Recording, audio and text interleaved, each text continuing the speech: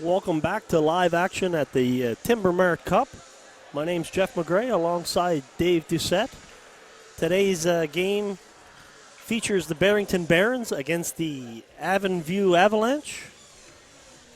Barrington in a pretty good position going in, and Avon View playing for their lives here within the playoffs. Dave? Last game of the round-robin portion of the 2019 Timber Cup, formerly called the Cooks Cup, but Pleasant Supply's Timber Mart taking over the sponsorship, and I know everyone's eternally grateful of that.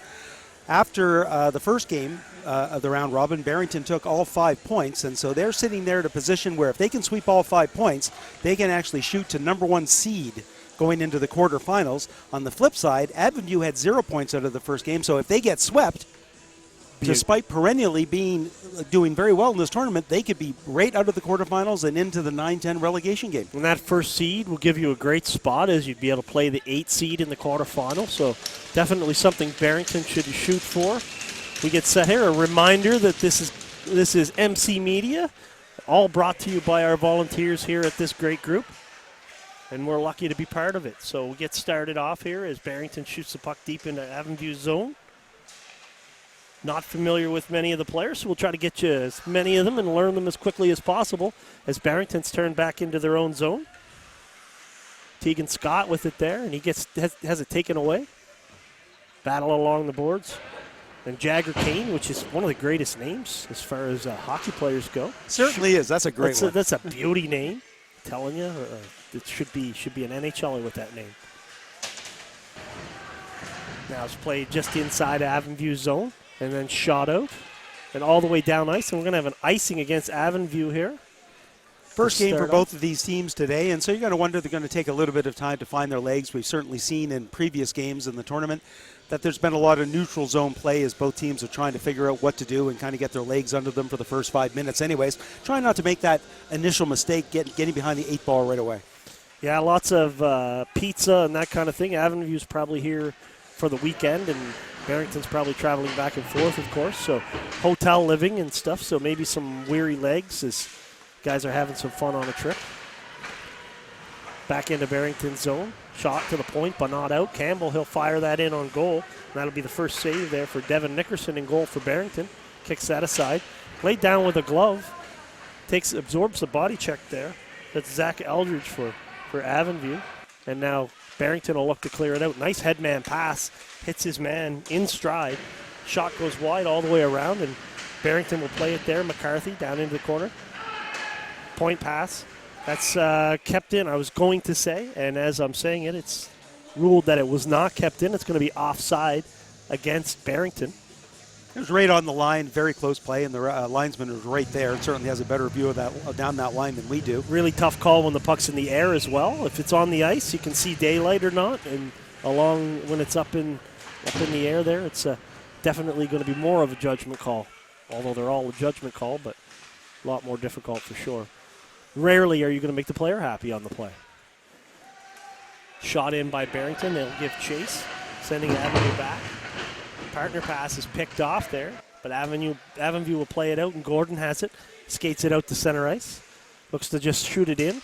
Now he'll give chase down behind the net. Has his stick held up there.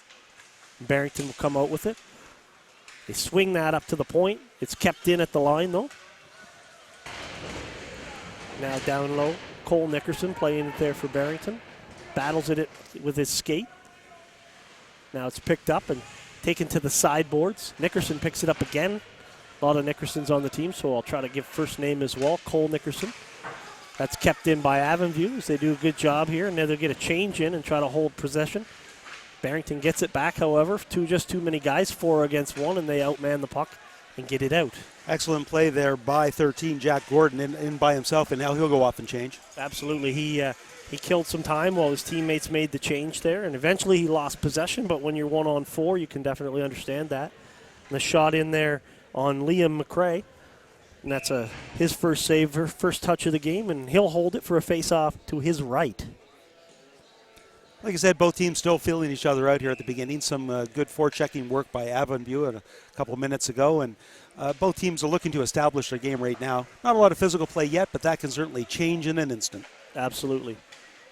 You're not. They do play in the same league, but still, you not a lot of familiarity that's sort of breeds that contempt that guys have. So, and we're just getting into and the Annapolis Valley League too. So a lot of teams haven't played each other That's yet. right. I know talking to the Yarmouth, despite the proximity, Yarmouth and Barrington haven't played each other yet. That's right. That's right. I've had Barrington and Peb earlier on in the season, but haven't seen those two play together. So, just the scheduling quirks as we get near Christmas. And for the second straight draw, Avon View shown the door as the linesmen try to establish the parameters with the feet and the sticks and making sure a fair face-off. There's been an emphasis at the Hockey Nova Scotia, Hockey Canada levels that they what they used to deem acceptable for a fair face-off is a bit different. Their players aren't allowed to have their toes on the line anymore, which we used to allow. Now we want to see daylight between the toes and the circle. So you're seeing a lot of wingers get tossed. And we were certainly seeing that in earlier games where you had the trailing official at the blue line blowing it down. Good wraparound chance there and a good job sprawling across by McRae. Yeah, it's definitely been an emphasis. I can tell you our supervisors in the room have been pushing that. So I'd like to see that kind of a thing get enforced at the coaching level and let coaches know to expect it, because you come into a game and then all of a sudden they're enforcing it in one barn that they weren't in another. And so you spend the whole game fighting with guys to get, you always got those guys saying drop the puck, right? So it does slow the game down, right? Especially if the players aren't doing what they're supposed to do. A lot of us want to just, if one guy's cheating a little and the other guy's cheating sort of an equal amount on the other side, and I consider that fair. Get a little tighter as the game is closer at the end, but the way they emphasize it, that's the way it is, and so, like I said, it would just be nice to see the messaging go out more universally. McRae comes across there to knock that down with a pad, and he's out of position, but he manages to get a piece of that to make another nice save. He's definitely been tested here as Barrington starts to put on the pressure. That shot goes off of his butt end and into the corner, and a pinch down low by Barrington. That's O'Connor. However, Barrington has to go back for it. Now that pass for O'Connor misses its mark, and it looks like it's going to be icing here. I think give a shout out to Owen Stockdale in defense or forward for Avon View, as he was the one that actually got behind the goaltender and I think made one of those saves. Yeah, he certainly getting a little bit of help there. We had that in the last game where the defender made a fantastic left-hand save right on the line. The replay of the overhead view gave us a great view of it, and the referee right on the mark. But sometimes with both of us being former goalies, we like it when our defensemen jump in there and make we a save certainly for do. us.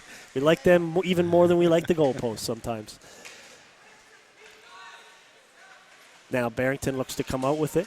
Good job skating that out of trouble. We're going to have a hooking penalty. I was wondering when that was going to come as it looks like Mole.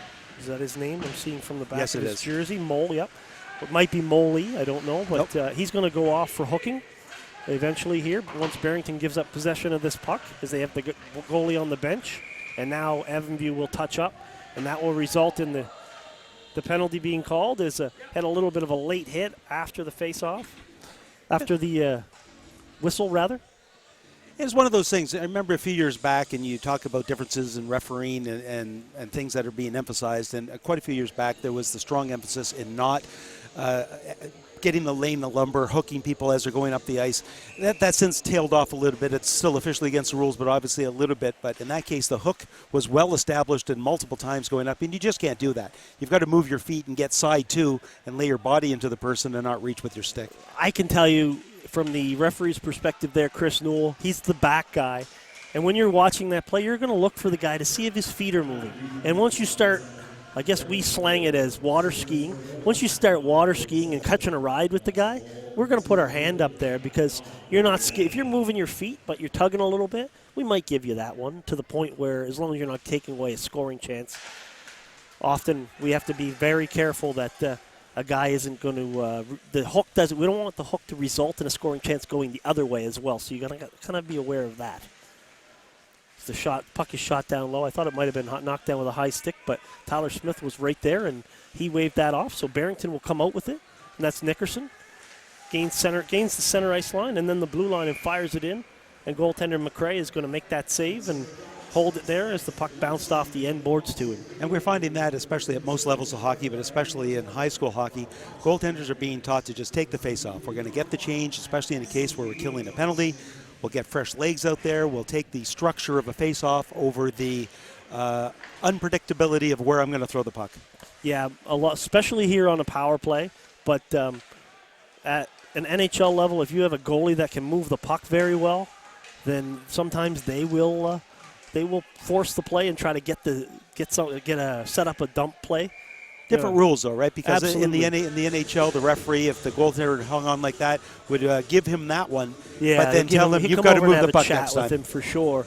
But usually you don't see, on a rare case, you'll see a goaltender that doesn't move the puck quite as well. Definitely want to avoid any chances there and take that face off.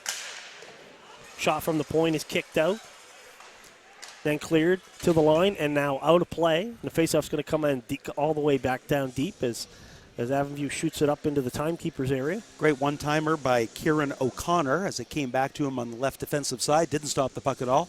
Tried to get the goaltender while he was in motion laterally across the ice, but he stayed square and made the save. Then his defense were able to clear the zone. Avonview wins that draw and gets the dump down deep. 8:33 left in the first period of play here. 43 seconds left in the penalty is the goaltender. As we talked, just on cue, he makes a nice play to chip that around for his defense.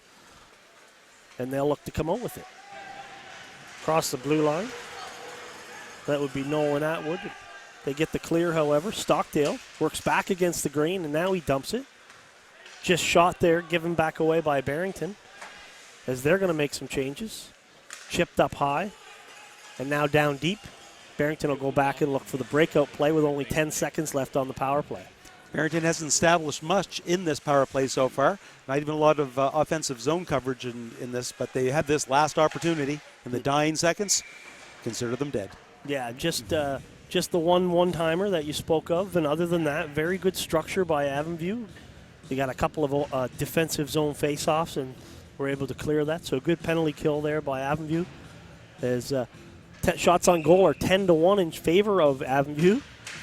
Barrington, rather. Thank you for that correction. Now Gordon lifts the stick of his opponent, and he'll get to clear it out. Send his man up on the wing.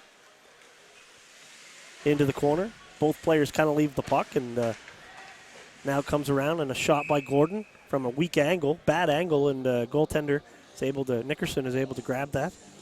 Two different types of players. In that case, you saw both the puck go into the corner, and both the defense and the forward kind of bail on any type of physical contact that was going to occur. Instead, they both gently went in and fought for it that way. Yeah, sometimes they say take the man. In that case, neither guy took the man or the puck, but there's a little bit of guys. You'll see, that was very dangerous, and you'll hear the too many men call. It's a good no call. The Barrington bench had they were a bit disoriented, but they didn't actually play the puck. And that's really what it comes down to, right? It really does. You know, unless it's egregious and you have so many people everywhere, if you were in the area of the bench and nobody, either the person going on or the person that has come on in your place, going off, I mean the person going on in your place, actually interferes or touches with the puck, then no harm, no foul in that case. Yeah, I had a call earlier today where there were 6 guys clearly in the play, but that makes up about maybe 5% of your too many men calls. Most of them are the player coming on the ice plays the puck before his opponent, the guy he was changing for has actually gotten off the ice with both feet. Earlier in the tournament, we saw one where it was just literally the guy was 1 foot up to go in the bench, but the person had to come on had played the puck, and so it really was. It was the right call. And sometimes people don't like it when you give them that. It's supposed to be both feet, and you'll give them a little bit of leeway sometimes. But like you said, it is the right call, even if it's that close. It's kind of like the guys when they get to the center ice line and dump it in, and they haven't quite gotten there, and they want that area play, but you know what? You didn't actually get to center. So as long as it's enforced both ways, usually no one has a problem with it. That's right. Keep the calls the same. Yeah. It's all about consistency no matter what your standard. Miller, he'll fire that. Deflected, I think, in front and off of the goaltender. They're good job to not bail out by Devin Nickerson. Not easy to keep that head in there when even though you have a mask on. Now Barrington will look to play that across. It goes all the way off to the open wing. Taken away there by Avonview, and they'll shoot it around. Now they'll come out 2 against 2. Active stick knocks that away, but Benedict's able to just clear it down, get a change. Cole Nickerson read that play beautifully. Saw exactly where the pass was going to be. Oh, just out of the way of the player who was going the other way there in front. Zach Eldridge, and he would have had a golden opportunity, but unable to jam on those breaks without doing the splits. And another play at the bench. Player was okay. I don't think he thought he was for a second, so he let the play go. He goes in for a big hit, and it's absorbed there. He bounced right back up. That was number 44, Dylan Shanks, who took that hit. Has a little talk with Kieran O'Connor as they go by, probably discussing upcoming exam schedules. Exactly. I've heard lots of exam schedule talk out there. So we have icing charged against Barrington, and face-off's going to be to the left of Nickerson. Face-off, we'll call that a win for Barrington, but then Eldridge controls quickly off the draw for Avonview, back to the point, and that shot doesn't make it through. And Nickerson will sprawl out and glove that as he doesn't like what he sees. And he'll take a face-off to his left with 5:17 left in the first period of a scoreless game. Big scrambly there as Avonview was able to keep the puck in and direct a couple shots towards the net, but there was a big crowd there, bounced off a lot of bodies. Smart move by Nickerson to grab hold of that and stop the play. That looks like Shanks had that shot off of the face-off win. Now Barrington will play it. Good body check there. Both guys get stood up, but he did his job taking the guy off of the puck. Barrington guy, as he's getting up from a body check, takes the puck with his glove, makes a nice move away from traffic, and gets that up to the blue line.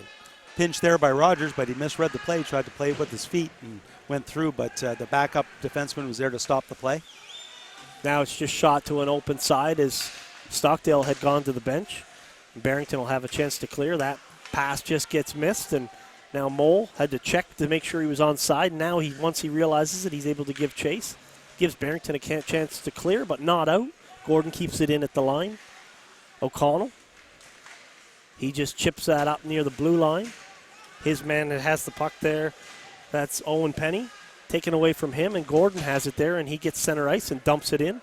And he's down in front, and he looks to be hurt. And we got a penalty coming here as the Barons are going to take I believe, a 4-minute head contact penalty. And once again, for our viewers, because of your expertise on the ice as an official, the difference between a 2 and a 4-minute head contact. So the 2-minute is sort of an incidental contact with minimal force, I guess is the easiest way to do it. So the old play where you'll clip a guy with your stick inadvertently, maybe you get your elbow up or something like that. All of those are supposed to go under the umbrella of head contact. The one where it's a body check that's either intentional with any part of your stick, body, anything, with a little bit more force, but more intentional, or I guess the easiest way to say it is the principal point of contact being the head. So just a reaction that for years we've had a lot of concussions at all levels of the game. It's one thing for NHL players to get concussions, but we've had a lot of kids at this age and younger getting concussions, and so they're just trying to emphasize that the onus is on the hitter to not make contact with the body. With the head, rather. In the case like that, Foster was definitely, and we can still talk about it since that's heading up to the screen, and past, I think, since Foster was actually establishing the fact that he was going to make the hit, right. His principal amount of contact was, I am making a hit. This is not incidental. I am trying to make the hit. He ended up catching, he was a little bit of a size difference, but not much, but he caught the head, drove it into the boards, and it ends up being the 4-minute head instead of even the 2-minute boarding penalty. That's right. That's right. And, they don't want us to substitute penalties in. They want us to really emphasize the head contact and that sort of thing for obvious reasons. It's a risk management thing, but it's just for the well-being of our kids, right? So at all levels, even up, we do Junior A, and JR and I are always concerned about the players, even though it's, they may think they're pros or whatever, still have families, and concussions have long-lasting effects on guys. So I've seen some when you and I were members of minor hockey boards, saw some incidents of kids that had concussions where they missed a whole part of the school year because of the effects of a concussion. So if we can, we got a bit of a scrum behind the play here, and referee's going to, Barrington, it'd be wise to give the puck away here as they're down. Might want to give it to them and go for the full 2 minute. He's not seeing this. 5-on-3. He's not seeing this, but you're right, Jeff. I mean, he needs to give this puck up right now. So, yeah, he's killing time now. Barrington will play it. And we're going to have a 5-on-3 here with still 2:24 left in the head contact penalty. Now we're going to get another penalty here, probably for roughing or something along those lines behind the play. So Barrington kind of shooting themselves in the foot here, even though they've got a 10-5 shots on goal lead. They're now in a big hole on the penalty board. So we'll see if Avonview can take advantage. And the differential in shots and goals has been coming down as Avonview has this power play and actually was starting to play a little better even before that. Another 4 minutes. It is another 4 minutes for head contact. So that's something usually everyone's, oh, come on, I can't believe you called that. But eventually you got to start. The referee's going to keep making that call, making that call. The onus, again, going to be on that player. And the coach has got to say, look, you're killing me here. Stop hitting guys in the head. Right attempt there, cross-ice pass, but said Absolutely. for the one-timer, but couldn't get all of it. Lots of room there. It's always going to be there. There it is goes again. For it again, and he misses and looks to the sky. Now Benedict says, I'm going to give you another one. Third time's the charm. Yeah, now he walks the line and hands it off for Rogers, and he fires that. Goes up into the crowd. Oh, and a slash and another penalty here. And you know what? That's a good call. They're not going to like it, but O'Connell slashed the stick out of the player's hand, Stockdale, and the penalty situation continues to mount here for Barrington. Well, Barrington's got a full bench, but it is decreasing by the minute as they're going into the penalty box. Even the 126 that's left in one of the minors there, that won't even be able to start until 2 penalties are over now. So they're going to stay 5-on-3 unless, of course, if there's a goal scored, that may reduce the situation. Davison, after the face-off win, really big to get that face-off win. Benedict plays it out to the point. Quick shot by Rogers. He's over on the other side now, and Devin Nickerson makes that save and holds it. And it's Braden Hood playing the role of beat me up as for the Avalanche as he is in front of that Barrington net trying to establish some position while getting whacked. All important because if they are going to focus on him in the middle, it's going to leave the wings open for those one-timer shots. Now Nickerson down there has the puck. Good job to use their man advantage again to two-man advantage to pressure the puck, but they can take 2 guys and send it down at the guy with the puck and retrieve it, get possession. And Devin Nickerson's going to hold it smartly again as we're down to 129 in one of the penalties and 305 in the other with 139 left in the first period. And, of course, for those of you who've just joined in us, it's not just a situation of win the game. There are points up for every period. So a great opportunity if Avonview can score the one goal of the period Absolutely. to gain a point, and And that every might point be matters enough. for them that right would now. likely be enough to get them out of the relegation and into the quarterfinals. And now Mole is showing the door here on the face-off. It's dropped in and going forward on the play. Looked like they had lost possession, but they do a good job again, outmanning the puck. Get it back. Miller, he takes it back from his partner. Sent across. Take the line. Unable to connect on the one-timer. Had an open net briefly there. And now Barrington out. Ethan Brannon. Good job, Ethan Brannon. Good job, Dave, there, picking that up for me as Ethan Brannon does a nice job. Down 2 men, and now he'll quickly go off. Burn up that energy and get right off quickly and have some fresh guys out there when you're down 2 men. Now Miller looks to turn it out front. And Barrington with a big clear there. We'll see if they can get out of here. And we've got a penalty coming now to Avonview for interference probably. Oh, cross-checking behind the play.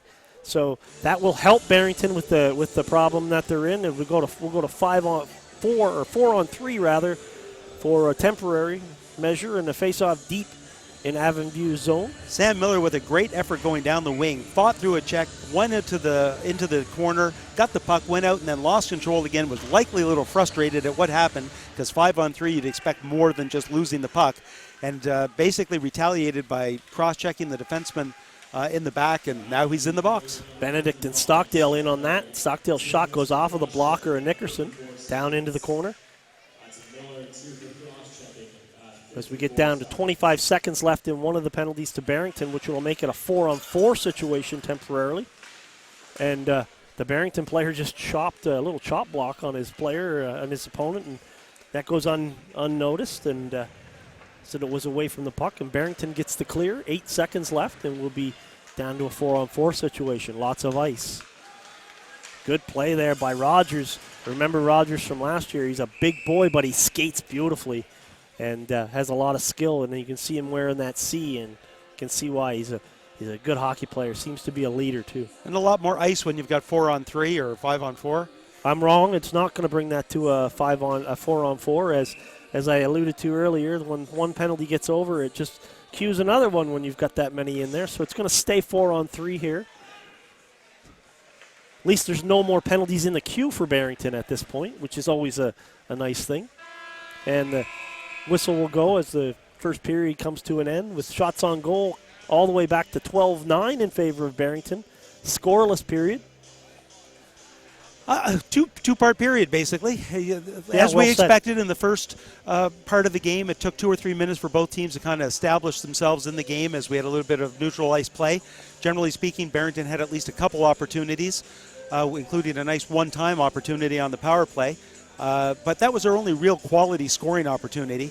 Halfway through the period, though, Avonview starts to find their legs. As a result, Barrington starts to take penalties. It becomes a revolving door of penalty box at that point, and we're still going to get into it for quite some time here at the beginning of the second period, because we're going to be 4-on-4 for 106, I guess, and then after that, a little under a minute, I guess, of 5-on-4. So it's Avonview has the opportunity right now, but that all-important half a point for Avonview, and honestly, I don't have the math in front of me to know exactly whether or not that will get them through. They did not score a goal in that first game. And let's see, the other team, Soma, I think has scored. As I take a look at the scores from earlier, no, Soma hasn't either. They're going to be going into different things because Avonview hasn't scored either. So right now, Avonview and Soma have half a point each, and it goes into another level of what the tiebreaker is. To see who would go through, and this is just with 1 period to go. Good face-off win right off the opening draw there for Barrington, and they managed to get a clear. Minute 17 left in one of the penalties. As it's 4-on-3, there'll be a very brief 5-on-3 again as Avonview's penalty to number 55 comes off at 44 seconds from now. Barrington. Good job to get down low and just hold that there for as long as possible. But Rogers will now start ragging the puck. 3-on-2 here. Comes across. Looks for his man in front. Eldridge gets that. Scores! Good feed by Rogers. And Eldridge cuts to the middle, takes the ice given to him, and makes no mistake. And that will make it 4-on-4. And you refereeing these games or calling the games in previous years, you've said Rogers' name. I remember Eldridge's name. It's great when these teams come back and you get to see these players evolve, get stronger, Absolutely. Be a bigger part of the team. And in that case, it's a 1-2 punch that we had seen in previous years. Rogers to Eldridge, and Eldridge, a beautiful shot. I mean, high slide, as you're going to see here. Rogers going down on the right side, gives himself some room, lays it right in the middle. There he is, right at the hash mark. The goaltender, it's a tough position for a goaltender to be in. He's at the top of the blue. He's doing everything he can, but when you've got that much time to take a shot, you hope that you're going to actually get it through. Very calm play by both players. Rogers does what he has to do. He knows the guy has to respect him there, so he has to go with him. He feeds it nicely, just lays it to a soft area where he knows his teammate's coming. And then Eldridge does a good job there to realize how much time he has to get set and pick a corner on the goaltender who's in a bad spot, like you say. You're trying to get the angle, but it's directly in front of you. And so 1-0 here, and that's a big goal for Avonview as they get off the snide.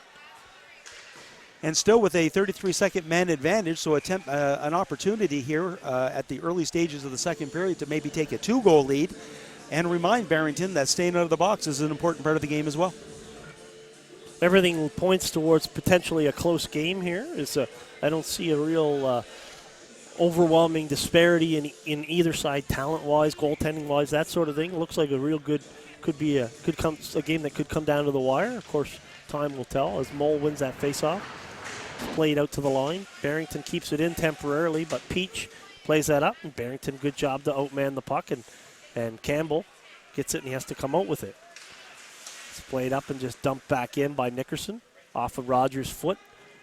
Just like last year, Rogers is going to play all the time. Yeah, logs a lot of minutes. He certainly really does. And he's got the C on his chest right now, too. So if we thought he had a lot of minutes last year, he's probably got more this year. Absolutely. And you see, he loves to skate with the puck, and you love to see a defenseman with that kind of confidence. Not to the point where they're hurting the team, but he doesn't do that. He jumps in there and he takes off with the puck, and he's almost a fourth man on the rush. It's great. And as long as you know you've got that online, you have to know as a forward when you're on a line that has a rushing defense, when you've got Rogers out there and you know he's going to take off with the puck, that all three of you can't take off with him. Somebody has to be that trailer, looking for the trailing pass, or at the very least establishing some sort of blue line presence. Either verbally or not, you're going to know. Someone may say, look, pick him up. But usually when you play with someone like Rogers, who you know he's going to jump in, you know you gotta play his point there when he takes off on that. So it's kind of it's a great situation to have. If a guy just does it and you never expected him to take off, then I guess it's a different situation. Benedict picks that off, cuts through the middle, and he fires that, and Devin Nickerson holds that for a face-off. And despite the disparity, and I believe at one point the shots on net were 10-1. They were. And they are now all evened up at 12 apiece, and we have certainly seen that is the way the flow of the game has happened over the last 10 minutes. Yeah, definitely, like you said, tale of two periods almost there, even though it was one period split in two. So Barrington comes out with that. They win the faceoff. The lead pass ends up in the skates of the Baron and gets sent back. That comes all the way around there. They look for the chip, but Gordon's pinch, or Davidson's pinch rather, keeps that in.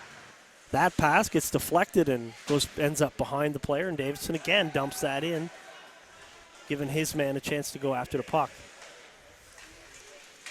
Down low, that's Cole Nickerson. He's played a lot so far, as is his partner, Ethan Brandon. Looks like somebody's got I thought I saw a chin strap loose there, but I think I was wrong. It just might have been hard to say what it was. Just imagining things again. So Barrington comes across, quick shot. Nice save. They score on the rebound as the goaltender, McRae, reached out for the poke check on the rebound, and he missed. And Barrington Barons, number 19, Ethan Brandon, ties the game at 1. McRae had that first shot, made the save, got down into the got the pads down to make the save, but then could not control that rebound. And as you said, reached out for it, either to poke it away or bring it back into him. Couldn't do that in time. Brandon was able to find that puck and throw it into the empty net. Eldridge looks to put his shoulder down and cross into the Barrington line. Now Barrington, quick pass up. It's going to go off the stanchions upstairs. Here you see the replay.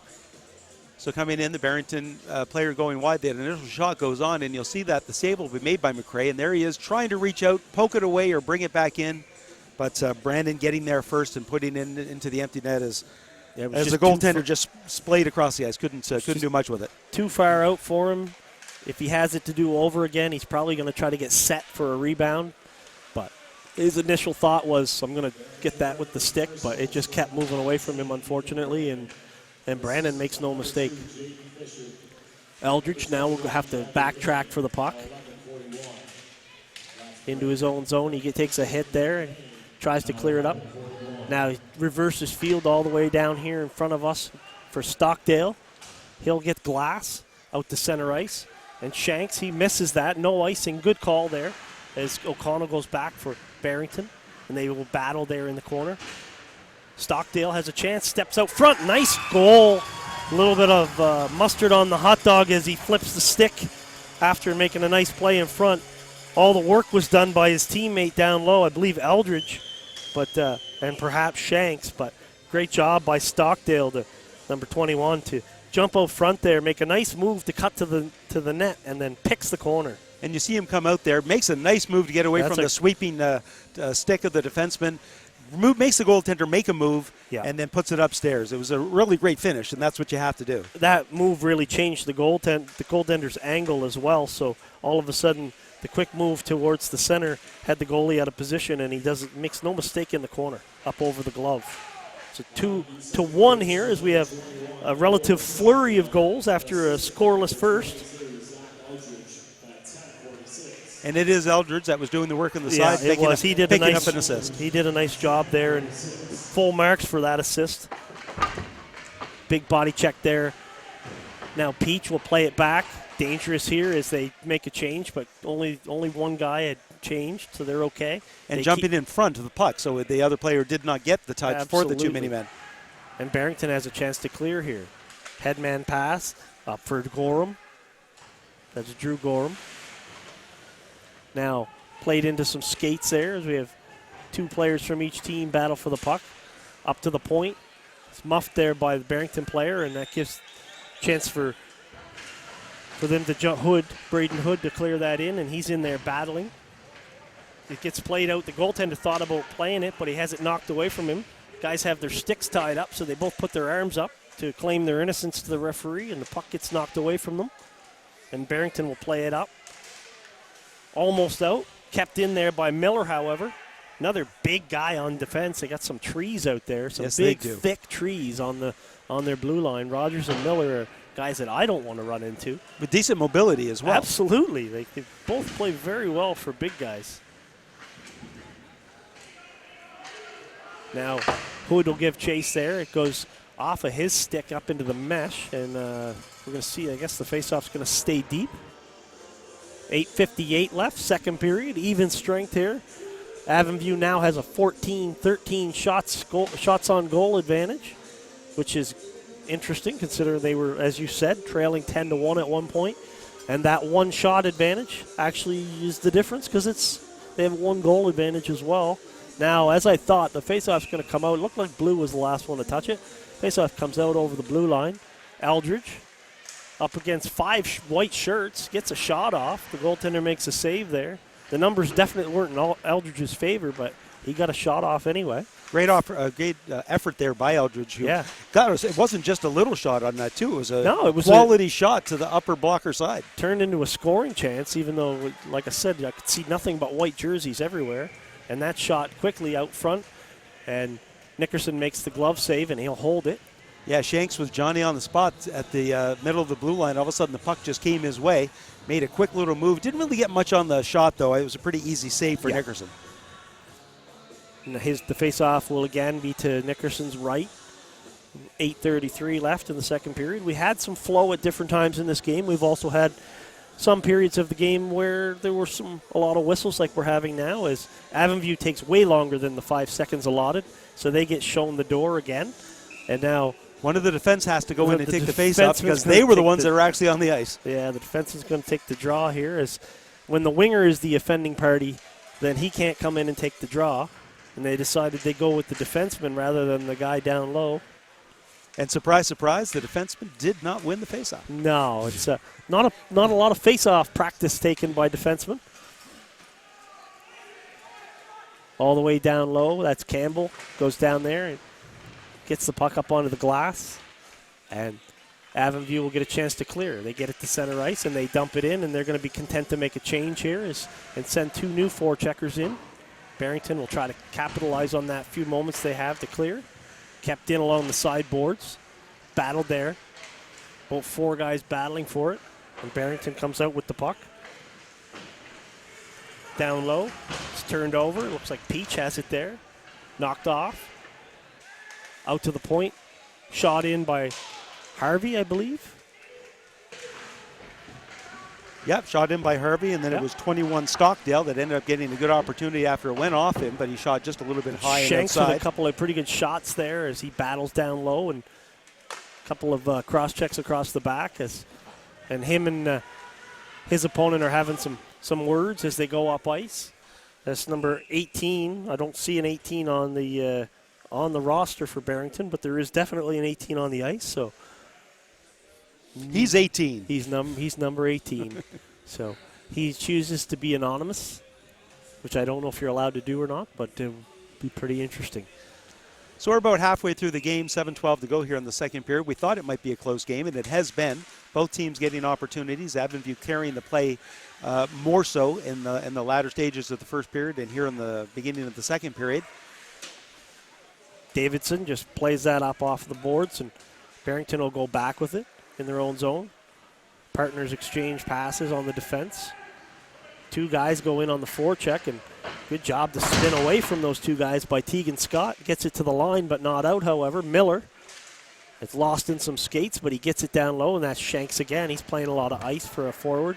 He and Stockdale seem to be part of that first line for Avonview. So they've hit the board so far in the game, and Barrington will come across the line, knocked off the puck, and looked like a bit of a slash up into the hands maybe. I don't know, I didn't see the slash, but I definitely saw the reaction as Davidson goes off to the bench, dropped his stick, and he goes right to the bench holding on to his hands with him pulled up tight against him. So something happened to him up there that he felt some discomfort from. Definitely. He's Miller. sitting there on the bench right now, and people are taking a look. Hopefully he'll be fine. Miller now has that good battle behind the net. Some bodies flying everywhere. There's about 5 guys in there. A lot of big guys in there, too. Eldridge tries to forecheck his man. Now Rogers battles along the boards with his guy. Back for Miller. He'll play that just back to the Barrington line and then shot back. Miller in the skates does a nice job. Again, the skates. And now it spins away from him and goes outside the line. He'll dump it in and he'll go for a change. Combination of getting later in the second period. The ice isn't as fresh. I was telling CJ in the last game that from my experience this far in the tournament, the warm weather outside and the constant use of the ice, not allowing it to set up and that sort of thing, is playing an effect. The ice is pretty harsh at the ends of these periods, the second periods. The water after the flood seems to be sitting there and turning more into slush. As we have the injured player, as I was talking about, he's going off there and definitely paying some attention with some help from the coach to go off. They're holding his left hand, so certainly all the best here as Donald Davidson goes off. And for anybody watching on back home in the Kingston area, sorry, not the Kingston area, it's more towards Windsor, I'm told, Avonview. But hopefully everything is okay there. He was very clear right away that he knew something was wrong, the way he dropped the stick and went right over. So I'm hoping it's not a broken bone of any kind or anything. So Barrington crossed the line with it. Good back check by Peach to hold his man up for a moment. Lift that stick, but yet not hook the stick around the stick. Yeah, Jagger Kane fights that out front, and a nice save there by Avonview goaltender McCrae. 2 on Avonview, 4 minutes left, 4:39 left, second period here, and a pretty crucial game for both of these teams in different ways. Barrington's looking to, big body check there as Jagger Kane absorbs it up near the blue line and buries his man, and of course the bench erupts whenever they're more, I think, excited when they win a body check situation. Yes, they are, almost more so than a goal. Yeah, they love that. Especially when you're the one that is being targeted for the hit. Exactly. And you're the one that actually takes it. Yeah, it's better. I think they get more excited when you absorb a hit and flatten a guy than when you actually are the aggressor on the play and flatten a guy. And going to be icing here against Barrington, 4:18 left. Play has slowed down here. As we said, the ice is a little sloppy right now. You said it's warm outside. It's like double digits again out here and pounding down rain. And it is hard with that type of moisture to have the ice set, and it's not setting for any appreciable amount of time. No, the Zamboni gets off, the we're next going crew right at comes it back to stay on schedule, etc. Yeah, and it's something that when you see at a junior A game, we leave the ice for about an hour and a half after minor hockey ends for the day, and that plays a huge role in giving you good, high quality ice for the night. Looks like a slashing penalty here coming, and my instincts are correct. So Avonview, who had been, other than early in the first period, able to stay out of the box, gets their first penalty of the second period, which is a great opportunity for Barrington to get back in the game. Avonview seems to be a little more on their heels. The ice is the same for both. Yeah. But it really seems, even though they do have what looks to be about 3 full lines, they are really hard pressing on probably 2 of their lines. And I think by the end of the second period, without getting that period break between the first and second, Avonview is slowing down. So Stockdale and Shanks there were confused as to who goes off. I think Stockdale's pleading his case that it wasn't me. A little shaggy action there, but Referee Tyler Smith says, no, it's you, not Shanks. And so he's not very happy, Stockdale, but in any event, he's going to go off for slashing, and Barrington will have a chance to tie this game here. And they've been the one in penalty trouble most of the day. Wraparound chance, a couple chances in front, and the puck is ruled to be out of sight. And, of course, the Barrington players don't like that, and get some guys shoving a little bit. And the puck definitely was not covered up. It But was from clear. from the view of the official, who is behind the net, and they do not want to see players banging and banging on Yeah, a it's a- goaltender where more things will erupt and more people will be in a box. They'd rather be quicker on a whistle in a case like that than not. Yeah, you definitely err on the side of caution because guys are so sensitive when you're pushing around the goalie. As you can see there, 2 or 3 opportunities as McRae is right on his goal line kicking those pucks out. And the puck was free for a moment, but they'll take that chance as they get it down ice. Right on goal as Nickerson will play it off for his man, Tegan Scott. He'll set up the breakout. Don't know who he was passing that to, and they were unsure as well. They pass it back to Scott, and he plays it up. Good headman pass. Across the blue line, and then completely fanned on the shot there. That would have been Nolan Atwood. Great opportunity here for Avonview to make a change, and they're going to get one forward off. The long change in the second period, especially when you're killing a penalty, can be devastating at the end of a 2-minute power play. It really can. That's another reason why in the elite level games like a Junior A or an NHL, that sort of, or a Q game or whatever, when you have the icings go against the team and they can't change, it really puts pressure on to the point where coaches might think about a timeout. Great save and a good job to sweep away the rebound just before it was put into the empty net there. Zach Eldridge getting back in that play Absolutely. and taking a goal away from Barrington. Yeah, that was a good defensive play there. From our angle, Dave, it was a wide open cage, and he cleared it just in time. Barrington comes across 3-on-2, quick shot, stopped by McRae. He finds it under his pad and gets the change there. It was in his pad there, I guess. Yeah, I wasn't quite sure where that was. He knew he had it. Didn't stop him from looking behind him a little bit, though, just to make you're sure. You're going to feel it. The gear is so good now, but you kind of can't feel because you're almost bulletproof in there now, unlike when we you can played. spin around, right? Yeah. And you could literally dislodge the puck from your own pads and put it in your own net. Kick it in your own net, yeah. So for sure. Face-off win and a quick shot by Barrington, but it's stopped and then dumped down low. Just about do it here in the power play as we get down to the 10-second mark. 2:12 left in the second period of play here. So far, a good kill here. Don't want to jinx them, Avonview, but Barrington gains possession, gets it cross ice. Puck's free for a moment there, but they go in. Smith behind the net for Kane.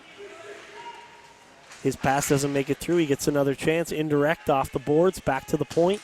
That shot is blocked at the point by Mole, and he'll clear it, but the penalty was over, so that's going to be icing against Avonview with 1:39 left. Yes, but there's no harm in doing that. You know you've been out. You're not tired. You can make the change at this level of hockey. It's not like you're penalized for making the icing. So it's really just coaches will tell you there. I'll take that strategy. icing. I'll take that icing, guys. Absolutely. You get a chance to get a breather and reset. What could have happened is much worse than that. Shanks, he'll come out with it. 1-on-2, dumps that across to open ice. Stockdale will go in there for it. Makes a nice turn out of the corner. Good job on his crossover to come out towards the net there. And now it's shot. The puck was rolling and it gets tipped up into the screen. We'll have a face-off deep in the Avonview zone with 1:19 left, second period. So with that power play for Barrington and a little bit of upswing and a downswing on Avonview's part, they have slowed down in the last 5 minutes. Barrington has retaken the lead in shots on goal, 20-18. And some games, the shots on goal are not indicative of play. In this one, they've been right on. Yeah, they've mirrored the swings in momentum for sure, and the penalty situations, which have basically resulted them. Knocked down there by Barrington. They get it to the line, but Shanks knocks that out. Stockdale gives chase. And now Foster has it taken away from him, and it's a good play there to get nothing but puck. Nice quick defensive work by 24 Eric Campbell. Absolutely. Benedict, he fires that. Good job to straighten up and stay square there by Nickerson.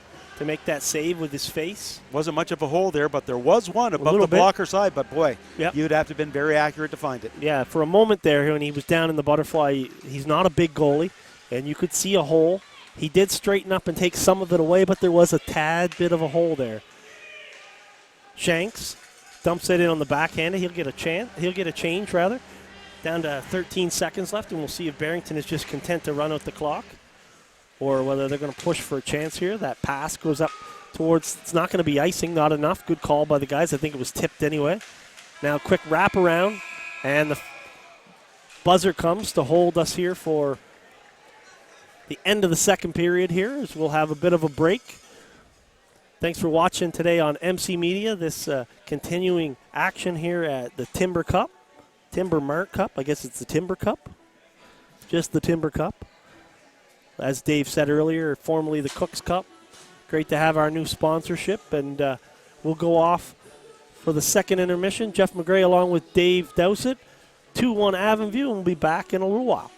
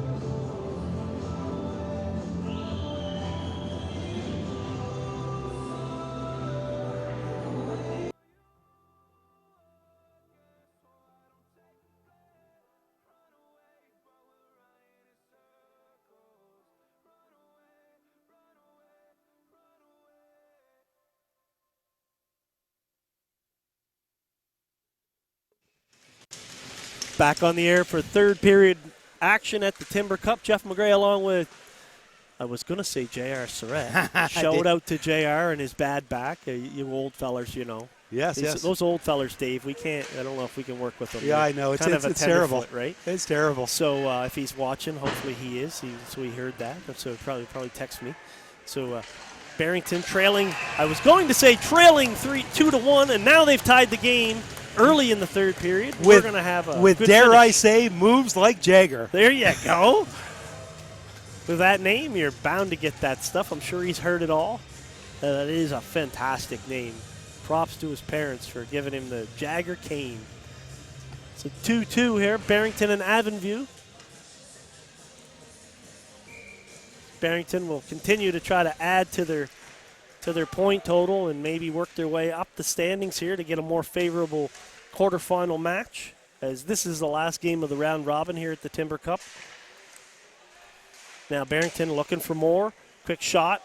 McRae off of his stick goes down into the corner. Back up to the point. That shot. Good play in front and great save to reach out as he's sliding by, and McRae makes the glove save and holds it. Liam McRae with the highlight reel save, and you're going to see it here as he starts off on his left post, looking behind, trying to follow the play. Oh, sorry, that was the goal. That was the goal. That was the goal. That was a great beautiful snipe. shot. That's a great snipe from there. But, yeah, we'll get a replay, I'm sure, on that, and a great save by McRae. Different spelling than my name, so I'm actually calling him McRae. I don't know how. I assume that's how they call it. I believe so. But I'm a McGray, and as our ancestry has been dated back, the names were the same. Really? It's one of those situations where you see in a lot of family groups where at some point back in the early 1800s, there was a couple of brothers who didn't like each other, and one of them decided he was going to change his spelling. So hence the change in the spelling. There is an absolute link to the McRae that wrote Flanders Field, as we see the replay. And here I think is going to be the stop that we were talking about. As you see him sliding down, all of a sudden really took himself out of the play, reached back with that glove and was able to put that. Again, Jagger Kane there. He plays that in front and goes to the backhand. Didn't get quite to the far corner like he might have wanted, but can't take anything away from McRae there on that as he reaches back and doesn't give up as he's sliding by. And that's one good thing you have this digital stuff, so he can go back and maybe snip that somewhere and keep that as his own personal highlight.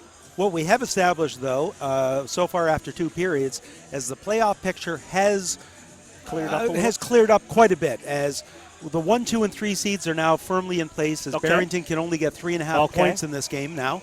So Peb will have the number 1 seed, Yarmouth number 2, and Sir John A number 3. And also, Avonview has gotten themselves enough points to get themselves out of the regulation game. So the game following this, the 9-10 game, will be Summa versus Forest Heights.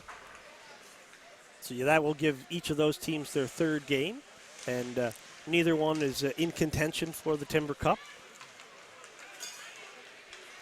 What we've seen in past years, though, and it's very true, especially when you have 10 teams and you're not playing a true round robin where you get to find out how good you are against a number of teams.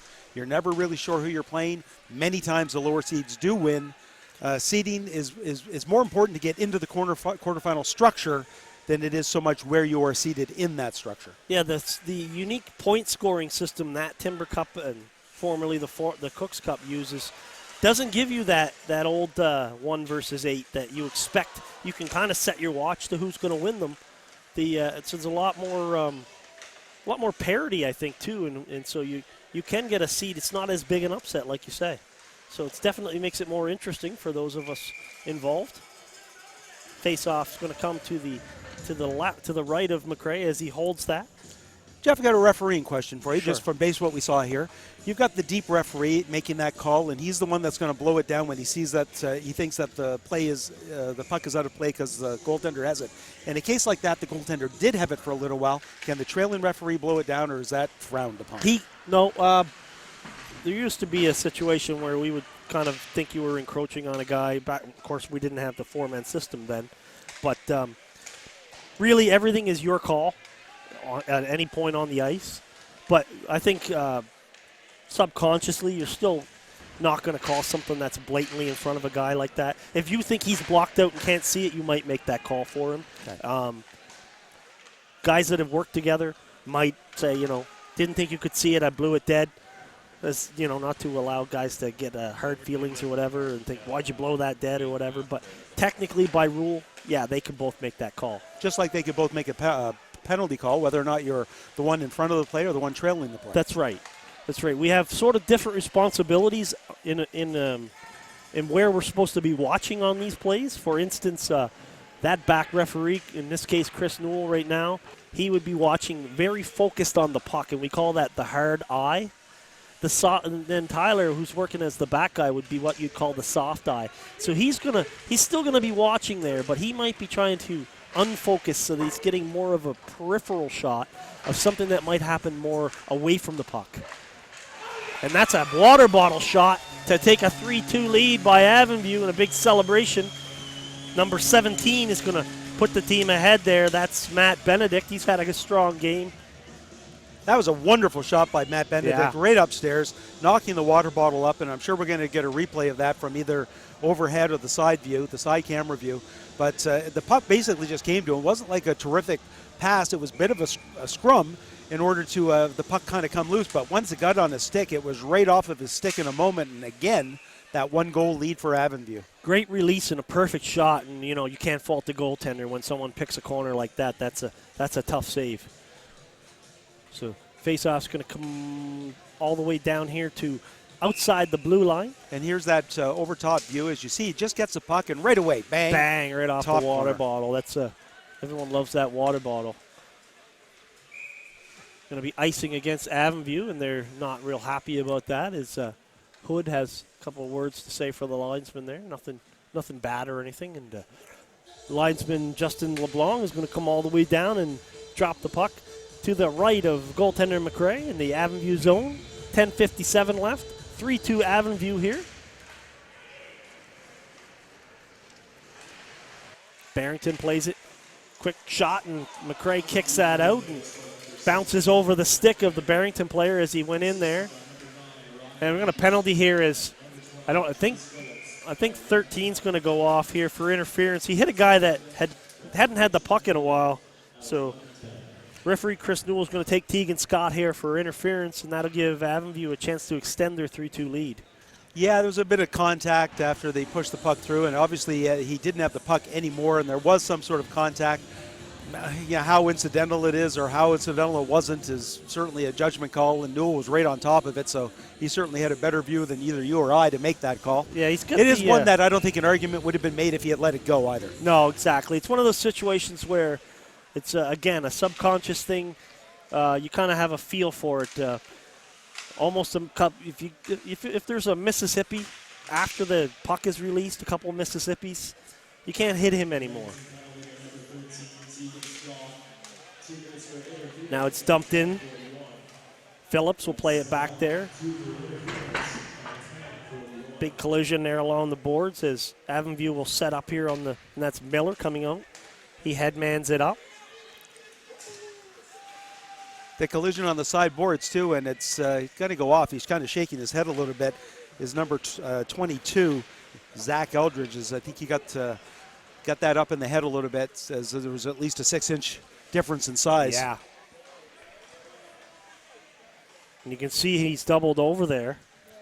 I think it was actually 32. 32. I Camden, did they did look like Burgess, Eldridge. he's a littler guy.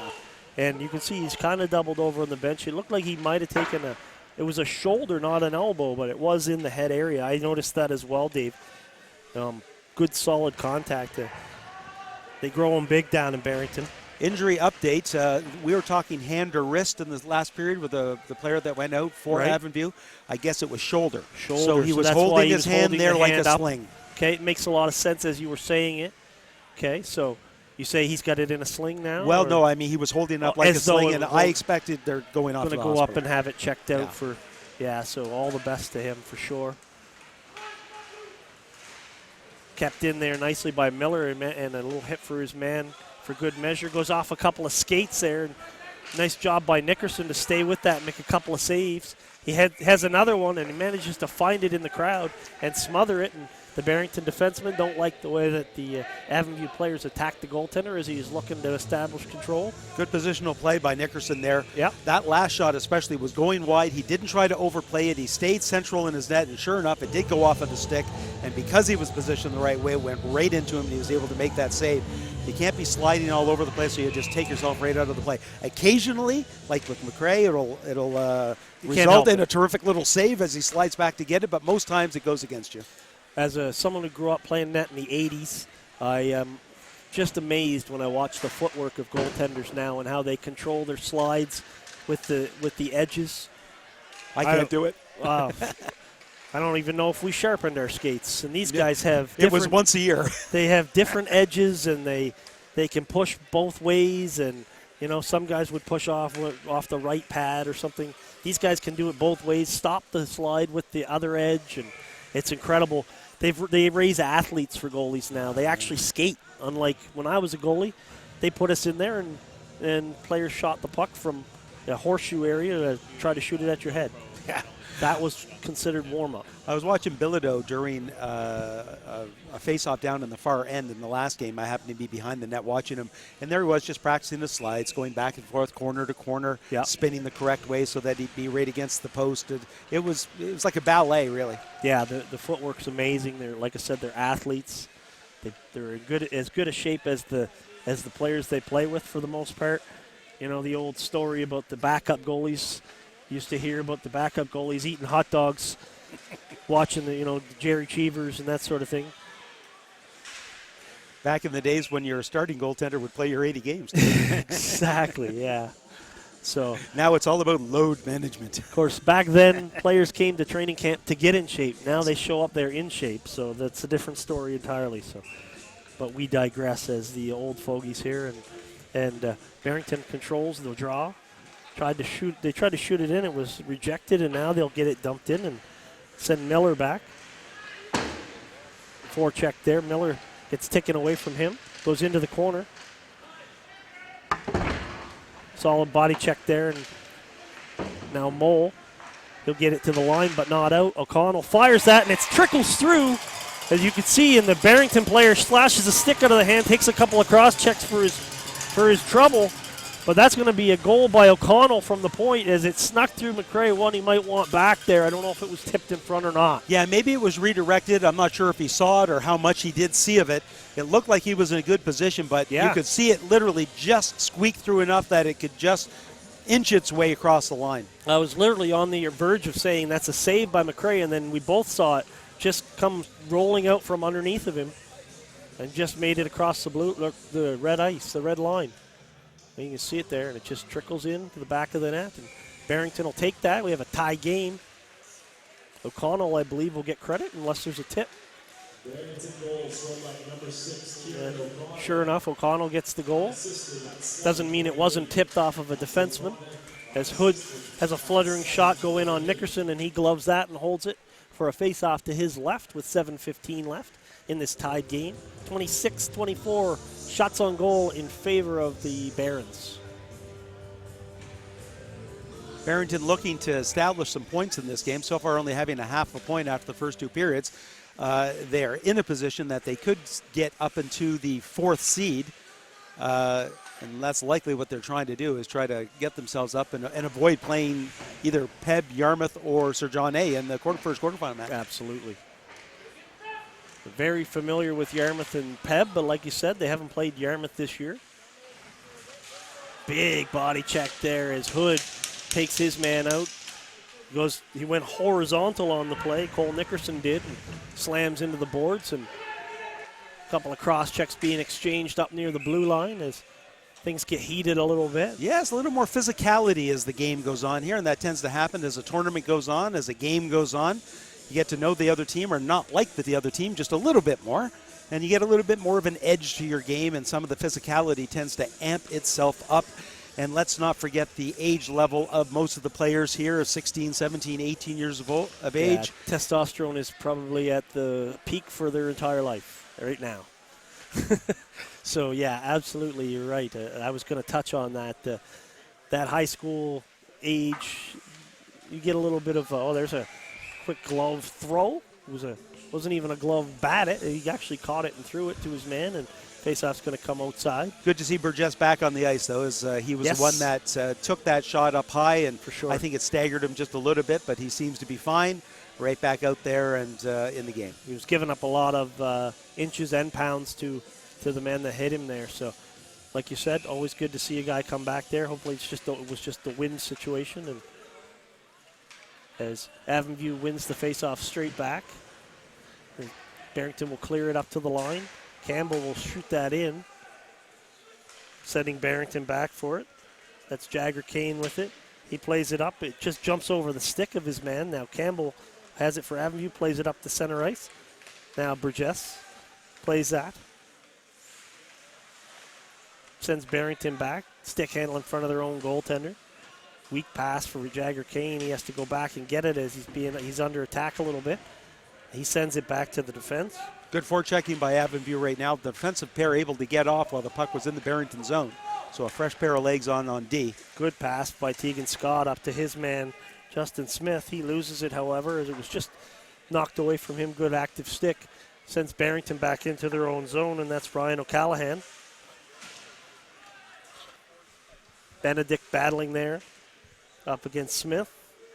Referees are going to want them to play that puck. Absolutely. Most times, yes, especially here as we get closer to the end of the game. We don't need a face-off there. Keep that flow going. Nickerson makes the stick save and then sprawls out onto the puck and freezes it for a draw. 5:11 left. The face-off will be to his right. Well, we're certainly setting ourselves up for an exciting finish with 5 minutes to go. Shots dead even at 26 apiece. Goals dead even at 3 apiece. Both these teams looking to add to their point total, if you will. Once again, points per period and points for the game win. Establish a potential maximum of 5 points a game. Ties are ties. There's no overtime in the round-robin portion, so if it does end in a tie, that is the end of the game. We're relatively on schedule. We're going to be a little bit behind after this game, but a full day of hockey with 8 full games, then you can't help but get just a little bit behind. So we just had a situation where you had 2 separate infractions to Barrington for an infraction on the face-off, and that can be ruled a penalty there. Doesn't say it has to be, but usually a second infraction, the referee will actually step in and give you a penalty for that. Now, I didn't know that was part of the minor hockey rules. I knew that we've been seeing that in the NHL, but sometimes like flipping the puck into the mesh, that's more of a pro league rule than it is down to this level. But it is a discretion call. Okay. And it's always been a discretion call, but as you said, the emphasis has been there for the NHL as the back referee out at the center ice area, Tyler Smith, has his hand up. We're going to have a head contact penalty. We'll see whether it's a 2 or 4. Oh, we got a boarding as well. So Benedict's going off. We'll see who joins him in the penalty box here. 2 minutes up against Benedict already. I don't know if that's in error or not, as O'Connell will go off. So one was the boarding call, and that was the initial check. Because I thought at first I really thought they were going to say head, but I was going, boy, that was just, he didn't get near him. So I see the boarding there, so he must have and I'm thinking the retaliation must have happened. A shot to the head gives you 4 minutes on a punch, so therefore O'Connell will get 2, and Benedict will take 4. That will allow someone to go in and take over. Yeah, Shanks is going to go in and serve the extra 2 minutes against Avonview, sending Barrington to the power play. A terrific opportunity with 4.5 minutes left in the game for Barrington to do what they haven't done in this game, and that is take a lead. That was a good example of our timekeeper, Sam LeBlanc. He had the call from referee Tyler Smith and had the 2 minutes up immediately. He knows his coincidental rules, and fantastic job there, jumping right up there and making that call. Game of ebbs and flows. Avonview had been playing a lot better in the last 5 minutes, but now with this penalty, it's Barrington's turn to probably try to change the flow the other way. Rifles it off the bar. Yeah, we could certainly hear that one, couldn't we? Had everybody beat. Real heavy shot. Just a wrist shot, too. You're going to love the old school wrist shot on that play. Shot all the way down, and Nickerson plays that with his blocker, even though it might have been going wide. And Barrington will set up the breakout here as they come out with 1:19.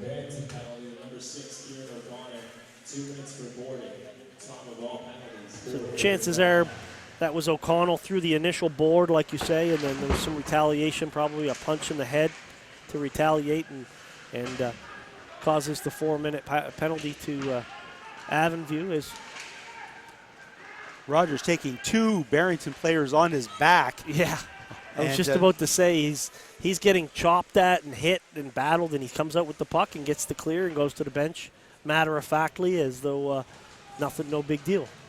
A great early kill. The first half of the penalty already gone, and not much to show for it yet for Barrington. Yeah, nothing towards the net in any way. So full credit to Avonview here as we get down to the 3-minute mark here in this tie game. Barrington will come up the center ice with it. I was going to say Tegan Scott. That's Cole Nickerson. Jagger Kane fires that up on the glass. He'll give chase. His teammate makes it there first, though. His shot goes wide, and then they'll have to give chase again. Eldridge looks for the clear to the point, but not out. Shot back in by Barrington.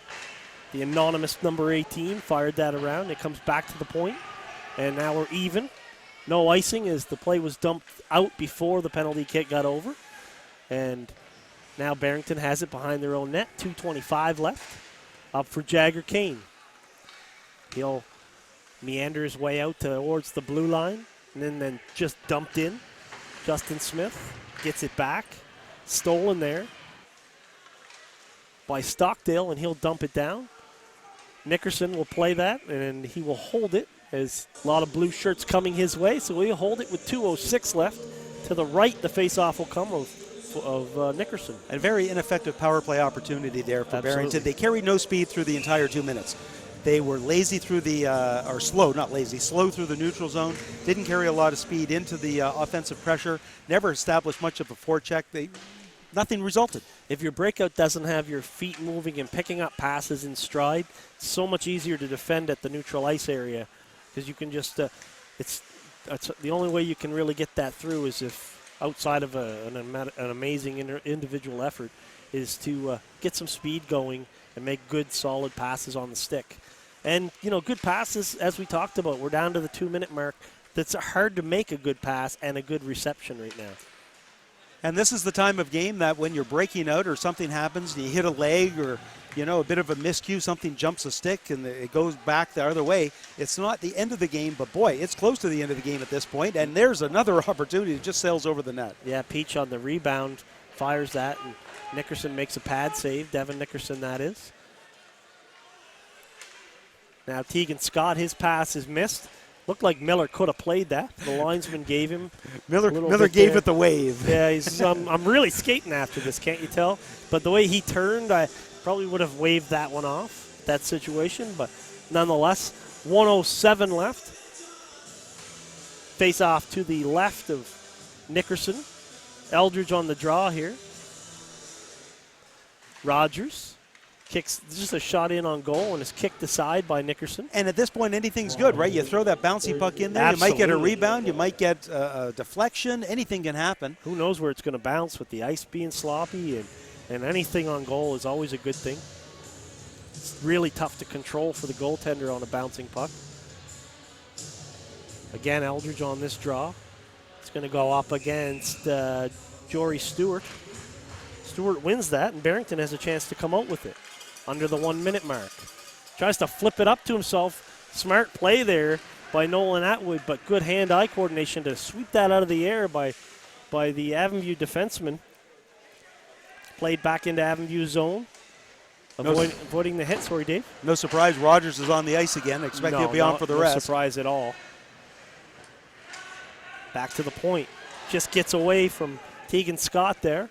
He has to go back for it. Under pressure from Hood. Hands it off. And that headman pass is missed, and we got a tip up high by the blue line. And Barrington won't be charged for icing as we get down to the 16-second mark. And this one will go down, and we'll see if this becomes icing all the way to the other end as linesman Cole Jacker makes the call. And with 10.8 seconds left, Barrington's going to have an offensive zone face-off to the left of McRae.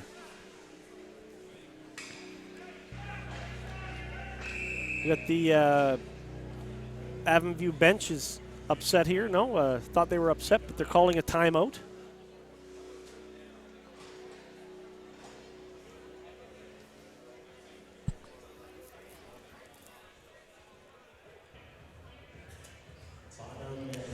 Barrington calls the timeout. Avonview was contesting the icing there. Didn't think it had enough, but All right, I've got some updated information. I took the headset off for a second since we're Perfect. sitting right amongst the crowd here, and we've got some Barrington parents right beside us. The mystery has been solved, the mystery that we've been talking about all game. Number 18 for Barrington, Jacob Matthews. there we go. Number 3 on your sheet, number 18 in your heart. Ah, perfect. So just a little typo. Thank you to the fans there from Barrington watching their kids play and correcting us on the broadcast. We don't like not being able to give the players the recognition on the air. Something cool about what we do to allow the friends and family and then even the kids to go back and watch it themselves. So, shot down ice again, and the time's going to run out before we can have another icing call, and we're going to settle this by not settling it. 3-3, Avonview and Barrington, and that ends the round robin portion of the Timber Cup. So that would be 2.5 points for each of them in that sense, right? Because Barrington won that period because they were down after the second period and a tie at the game, so 2.5 points each. So that leaves Barrington with 7.5 points, and that's going to definitely give them the 4th seed. And Avonview, I believe they had 0 the first time out. As I look, they did. So Avonview has 2.5 points. And as we go through this is Peb is 1, Yarmouth is 2, Sir John A is 3. As we said, Barrington is 4. And as I look, we'll have to look. Both Clare and West Kings have 5 points. Right. So they're going to be 5 and 6, and it's going to be into the math for that. We already decided Forest Hills and Sommet are going to play each other next as the 10-9. Avonview is definitely going to be 7 and Digby going to be 8. So the Okay. only one we're really not sure of because of the math is whether or not Clare or West Kings, whether or not they're going to be who's 5 and who's 6. Okay, well, perfect. We're going to sign off for this game. I'm Jeff McGray alongside of Dave Doucette as we have a 3-3 tie. And thank you very much for watching this MC Media broadcast of the Timber Cup. Thanks for watching.